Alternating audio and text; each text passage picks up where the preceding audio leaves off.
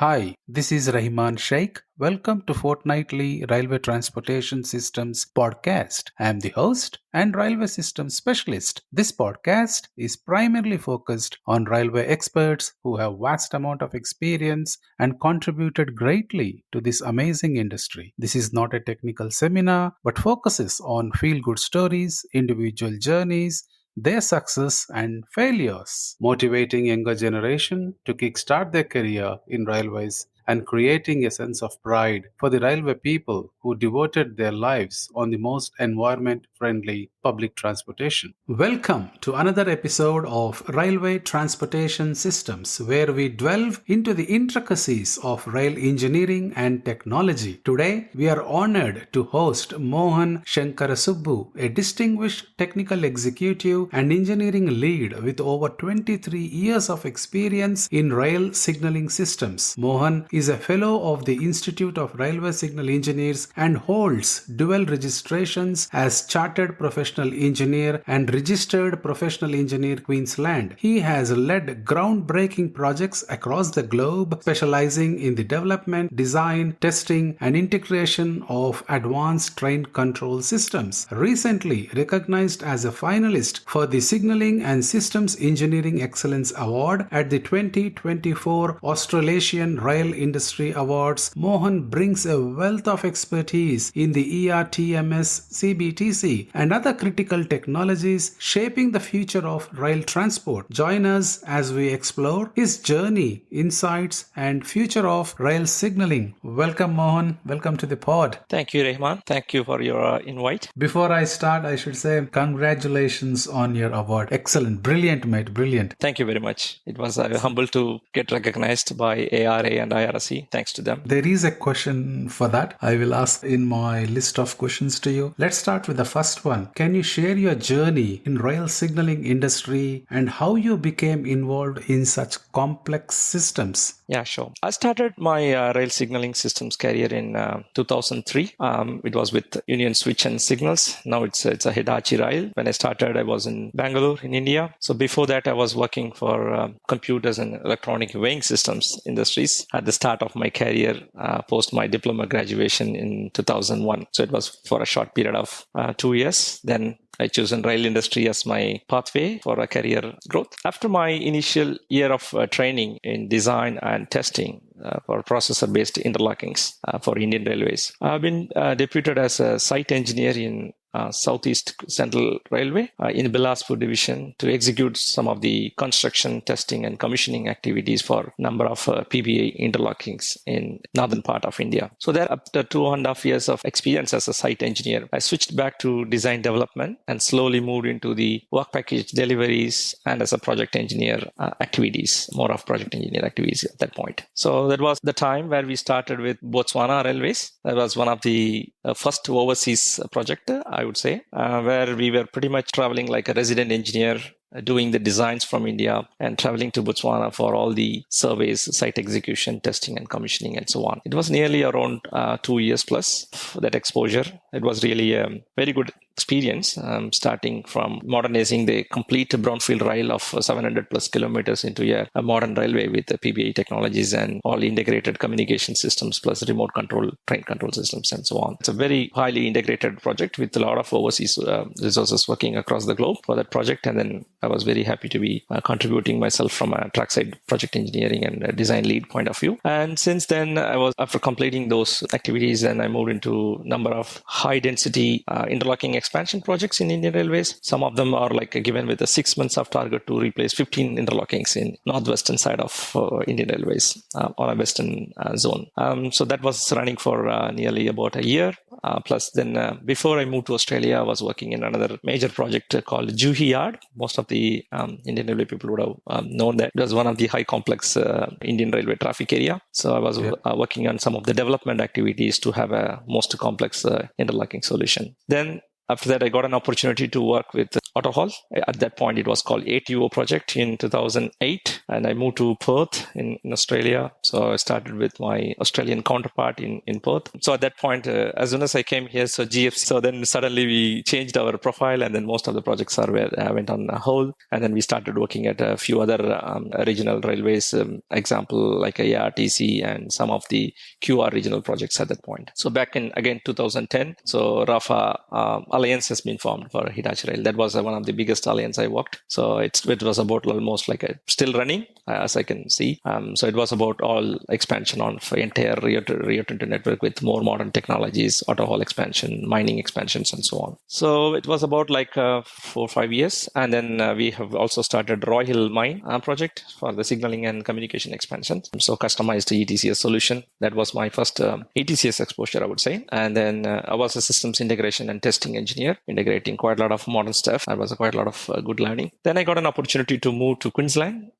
So at that point, Queensland, we were working on a major project for Kiparing line. So they call it as a Moreton Bay Rail Link project. So that was one of the major projects for an infrastructure point of view at that point. So I was a project engineer responsible for delivering that project. And the major scope was migrating from one of the planned product to the modern version of the product. So I was pretty much starting from the scratch and system architecture, testing development, testing integration, and so on. So that was one of the key projects in my career, I would say, when I worked closely with Queensland Rail and delivered that project somewhere around 2018. And 17 was the testing and 18 was the commissioning. And then by the time we started ETCS Level 2, the most iconic project again in Queensland. And at that point, it was a Queensland Rail project.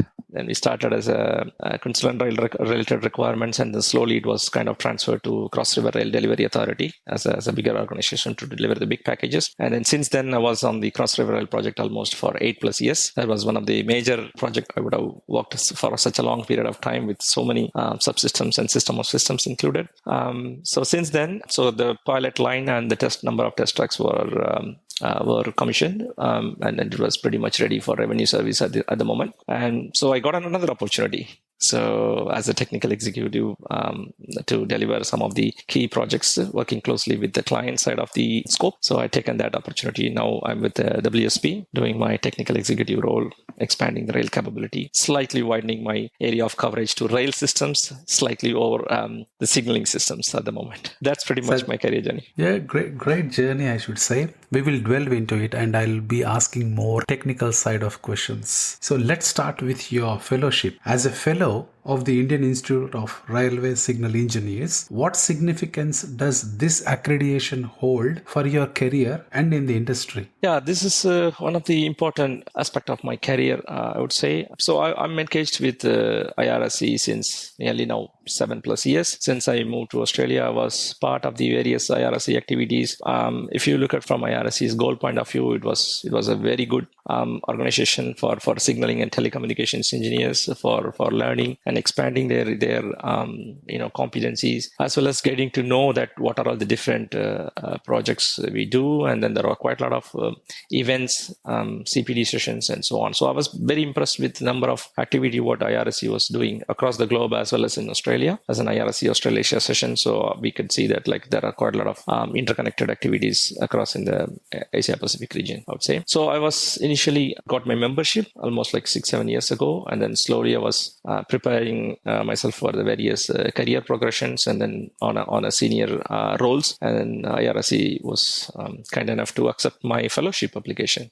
So what it basically kind of gives me window is, as a signal engineer, demonstrate that we have a more responsibility as particularly on the safety and the operational efficiency side of it. Then obviously it provides a vent for our continuous learning and the networking. So that is one of the other. And then as a fellow, again, comes to the point of what we are giving back to the industry. Correct. So that is more important to me, saying that so while we learn so much from organizations like IRSC, so what we are contributing back, what we are volunteering back, I think that is giving that responsibility back to us to become a fellow. I concur with you, Mohan. I won't go deep into the ERTMS and ETCS, CBTC, etc. But can you tell me, since you have worked extensively in the ERTMS, ETCS Level 2, CBTC and ATP technologies, how have these systems evolved over the years, and what are some of the key challenges in actually implementing them in the real railway? Yeah, I could say that. So starting from, for example, ATP was there nearly for,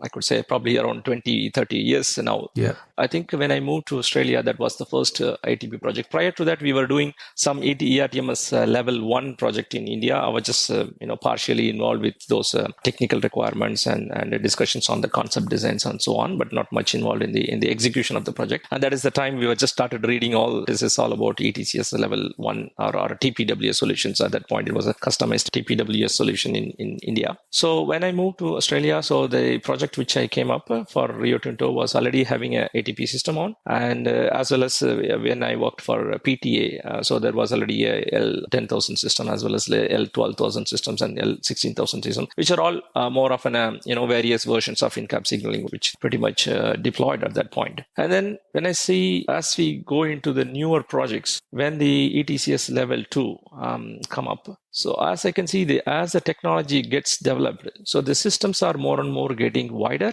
complicated, and more modern versions of the what you call in terms of the requirements or in terms of the integration challenges. Yeah. These are all the few things which is continuously evolved over the period of time. So the simple systems are more and more getting complex. That's what I would see from as the technology improves that. So there is quite a lot of capability. So that's one of the major change which I was seeing from number of systems which I had an exposure with. Then obviously integration, which is the biggest challenge. The more and more previously when we were doing a micro-lock interlocking, for example, or any other interlocking, pretty much we were only talking about RS-232 communications and RS-482 communication, for example, or 422 communication. And then now slowly as the IoT getting expanded, so I could see that we are having more and more complex communication systems and more high power systems. It's good to see. Obviously that is solving quite a lot of industrial problems there. And then as we go with the higher technologies with more modern IoT solutions and more integrated networks, so the cyber become a new topic or new challenge in any type of systems, whether TCS or CBTC. CBTC is more of a very dedicated network arrangement for an urban solution, but ETCS is kind of like more mixed solution for a passenger railway as well as the freight traffic. So it has got its own challenges by itself as the technology improves. So that is also kind of increasing as well.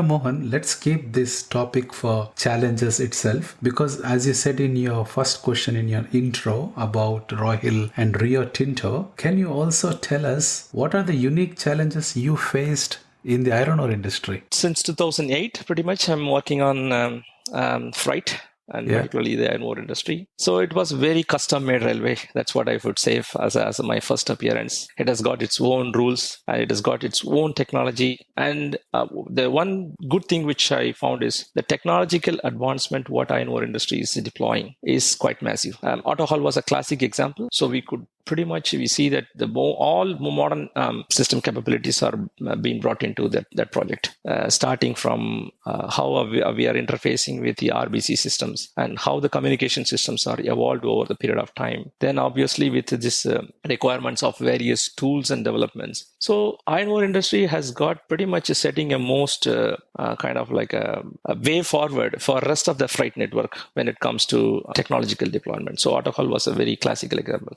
As well as if you look at from the customization point of view, so they also try to do a lot of sustainability works in terms of deploying the overlay signaling systems or customized solutions. So I found mostly the iron ore industry has got quite a lot of technological power, I would say. So where they can able to deploy the technology more faster than our passenger network or mainline traffic, I would say. Great insights, Mohan. Let's go back to qualifications. Being a competency assessor and auditor, how do you ensure the highest standards of safety and performance in rail signaling systems? This is my favorite topic.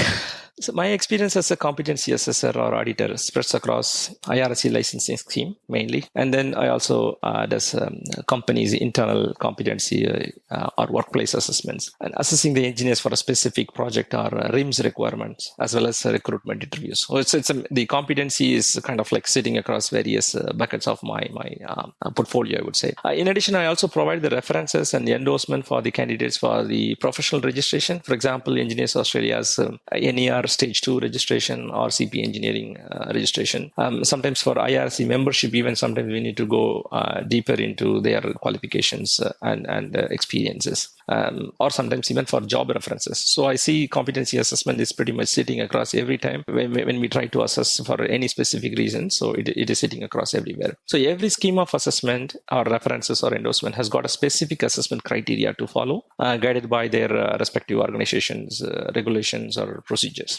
For example, if you take IRC licensing scheme has got a detailed standards for the assessment. So in accordance with the IEC 1701 for conformity assessment for general requirements for bodies operating certification of persons. And for the audits, we need to follow IEC 1721 for the requirements of bodies providing the audit and certification for the management systems. So there are certain guidelines already for an assessor to follow. On the other side, if you look at Engineers Australia, NER or CP engineering scheme, they have got like a 16 units of competency sitting across the 4 core areas. So as an assessor, we need to look at those specific requirements, what needs to be taken into the account from technical proficiency, their personal commitment, their obligation to the community, and their value in workplace. So these are all the few core areas where we focus to check against the candidate's experience. In general, all the assessments are looking for the right level of knowledge, both theoretical as well as factual.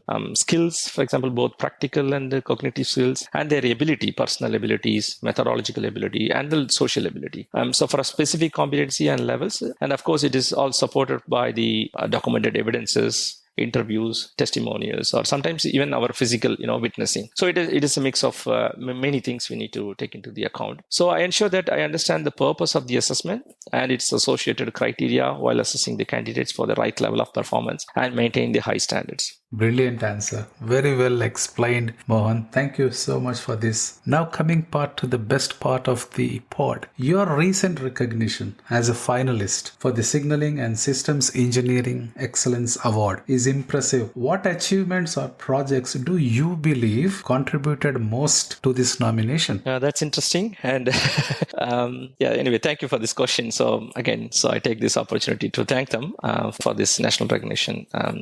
And I'm also thankful to my past employer, Hitachi, for their great support on my career of 21 plus years with them. And now I'm also getting, very well received within the WSP here. I guess the assessment committee would have looked at my nomination as a whole rather than a specific project or tasks. And of course, in comparison with my co-finalists, which I believe they are super good and inspiring people as well in their experiences and contribution to the industry. I was fortunate to talk to them during the award event and to see what is their kind of passion on the industry. So they were quite amazing as well. I believe my recent contributions on Brisbane's Cross River Rail ETCS Level 2 project, as well as the Queensland Rail's the Moreton Bay Rail Link project, which I was mentioning before. Then Rio Tinto Auto Hall was one of the Guinness World Record project you would have seen from various news in the past. And of course, Royhill's signaling and communication project, where I have got a great opportunity to work as a systems integration engineer. So these are some of the key Australian projects that would have contributed, I guess, most of the selection criteria rules, I would say. And of course, in terms of the achievements in particularly, every project I worked had a number of innovations and novelties involved. Say, for example, for ETCS Level 2, we have developed and deployed a new system called Over and Back, which helps in reducing the overall testing time and improves the operational efficiency. A well-tried and in-revenue service system. It was quite a lot of time and cost savings in the deployment of that. Then Rio Tinto's RAF Alliance was one of the good projects. So we developed a system called Overlay Signaling System, which is kind of like a temporary system put in a commissioning area for allowing the train traffic to come through while we are doing the testing and commissioning for the rest of the new system, which also helps reducing the overall duration and other possession efforts. And we have developed a new cap code for the in-cap enhancement. So cap code number 33. So like that, there are a number of innovations was in all the projects where I worked, and then I contributed heavily on from trackside engineering point of view, as well as for MBRL project. So there was a huge challenge in interlocking product migration, which I was leading the systems engineering and integration part, and that got successfully commissioned in 2018. That was one of the very what do you call nerve-wracking project for me to personally to take care of time frame and doing all the testing and integration activity. That was one of the key one, which I would say like it would have contributed. I guess these are some of the key items, but I'm sure the assessing committee would have looked at more wider than what I thought, and led to their decision in selection of this award. Yeah, they did the right decision. Very micro points difference with the co-finalist, I would say. I think everyone who was nominated is a winner, and I congratulate everyone who got nominated. And now you spoke more about Australian railways or Australian signalling projects. Let's move to the other part. What are the critical considerations when integrating diverse signaling technologies into a cohesive system, especially in multinational projects like those with Indian Railways and Botswana Railways? Yeah, my experience on Indian Railways and Botswana Railways was more than a decade old now. Our past technological challenges were a bit outdated, as I can say. However, the fundamental process and people challenges remains in any current projects in Australia or anywhere else, I would say. So at that time, some of the key technological challenges were more related to the cost-effective technological solution. I think that is what pretty much driving the whole project. Example, we developed a solution to use a simple Excel counter-based system for a level costing management. Nowadays, there are more modern solutions available, but at that time, it was very cost-effective solution for Botswana using the ACS Excel counter 2000 system by Froscher, which later upgraded to a much versatile solution. But at that time, that was one of the driving factor for that. Then similarly, for Indian Railways, we were developing a Microlock 2-based Hotsun-based system using purely Boolean logics without having any modern sync or comms board. So again, that comes to the cost and a more lean solution in terms of innovation, I would say. And one of the last project, Indian Railway project, where I was working at the development phase before I moved to Australia, which I mentioned before as a Juhi yard. Yeah. So there are so many microlocks distributed across like 3 different zones, for example, which has got really 600 plus routes and so many logical links and Boolean equations. Later, I guess, around 2012, they would have commissioned that. At that point, that was one of the biggest PWA project in entire India. So which is currently handling many passenger and freight traffic in a complex and busiest Indian Railway routes. In summary, at that time, with the limited technological advancement, we were trying to apply all possible innovation to optimize the system capability to limit and still meeting the safety and reliability requirements. I think that's what challenges at that point. Yeah, great insights, Mohan. Since you spoke about innovation, how do you approach innovation in rail signaling? Are there any specific projects or technologies that you are excited about and that could revolutionize the industry? Oh, yes, there are many. I'm pretty much trying to upkeep with all those my readings, late night evening readings. Let's talk about the best one. With the trend in rapid technological advancement and more connected systems, I could see rail systems will eventually catch up with the other modern industry, particularly in an integrated train control and management system space. I believe every rail system developers or rail infrastructure managers are currently focusing on digitalizing their rail with more sustainable, energy efficient solution. As an upcoming trend, I would say we might move more into more of TCS-based solution for mixed traffic. I believe ETCS level 3 is pretty much ready for revenue in Europe. It might very soon will be the topic here in Australia, which might help solving some of our interoperable solutions problems with more advanced requirements and solution. And ATO over ETCS might likely be the norms for all modern train equipments with the onboard, for an urban requirements. And FRMCS solution is very well under discussion now in many railways. I'm sure we will soon start seeing the revenue versions in a couple of years. At the same time, Australia will commence the journey in high-speed rail solution. I'm seeing more and more now on LinkedIn posts. We can start equipping ourselves for this mega trends in Australia. I'm sure all the future generation will be working on the project. In summary, every aspect of our rail signaling is going through a change in the name of modernization and innovation. So there is plenty of scope for learning and adoption for current and future workforce in rail. Great insights, Mohan. Let's go towards a leadership question. I know you're technically very sound. How about managing a team of over 60 engineers and stakeholders must involve significant leadership challenges? How do you foster collaboration and ensure alignment towards project goals? Yeah, this is one of the biggest challenge in any project I worked, but particularly when I worked for CRR ETCS Level 2 project, which was my longest tenure in my career, with a number of stakeholders in the structure, from alliance partners with many number of reviewers, independent certifiers, independent safety assessors, and eventually end user, which is QR. It was really interesting as well as challenging to get these things planned and delivered. So that was one of the biggest challenge. And within our team, with the trackside team of like a 60 plus engineers, including all internal engineers, external remote engineers, plus all the external specialist services, with the 14 plus major packages to deliver for the pilot line for in Shorncliffe, as well as various dynamic test tracks, which we did in Red Bank and Wulkuraka and so on. That was the biggest challenge, to manage the people with such a large number of grooms. So there is, the fundamentals are clear communication and a continuous team building exercise, controlled delegation, training and competency development was all at once to be taken care of. We spent quite a lot of meetings, workshops and working groups, brainstorming sessions, pretty much on a weekly basis. So with a number of subsystem interfaces also, for a trackside subsystem, apart from people interfaces, that's starting from onboard, existing interlocking modification, telecom subsystem interface, cyber, power systems, TMS, etc. It's a quite a lot of complications was sitting there. Plus number of specialist functions like track surveys, human factors, headway modeling, along with all sorts of system engineering functions overlaying on what was the whole lot of areas to deal with. At that point, I'm pretty much, I had one or two specialists on each topic to deal with, and I provided the direction and making decisions. It's pretty much, I do everyday assignments for my approvals and progressing further. So it has really challenged and tested my ability to realize how much I can accommodate in a day. Agreed. I completely concur. It's not easy, Mohan. Since you were sharing so much of knowledge on this pod, I want you to give some giveaways for our audience. Since you spoke about systems engineering, in systems engineering, tell us the key factors for the success of complex rail projects. Are there any specific methodologies or approaches you find most effective?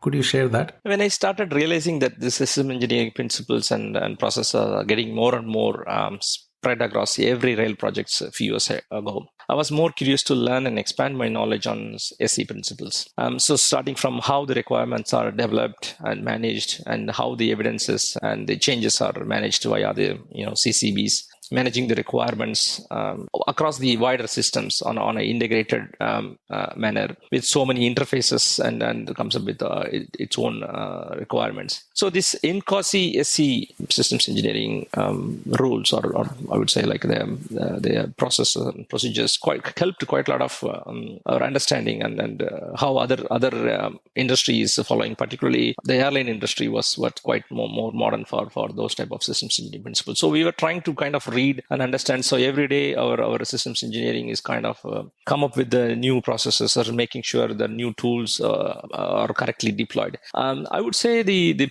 principles are pretty standard, but it's a way how it has been propagated to the downline. So I think that is where the success of systems engineering is sitting there. Because, and obviously number of projects provided more finite exposure to the other systems engineering areas for requirements allocation, evidencing, integration, and assurance. Also helped in understanding the management of application conditions, for example, for how we control the application conditions and expanding that further. It is also given a more exposure on linkages with socio-political and economical factors. I would see every engineer nowadays in rail systems, wider than signaling, so need to be having some level of competency in systems engineering principle to understand how this is all getting interconnected for a successful delivery of the project. Wow, great insights, Mohan. Really great insights. So let's stick to that. And can you also give us an advice for our young engineers who are aspiring to specialize in rail signaling and systems engineering? See, all engineers joining are already in the signaling and systems engineering area of rail. Nowadays, there are many specialist areas within this discipline to expand your knowledge, skills, and get yourself competent on. So you can focus on as an interlocking expert,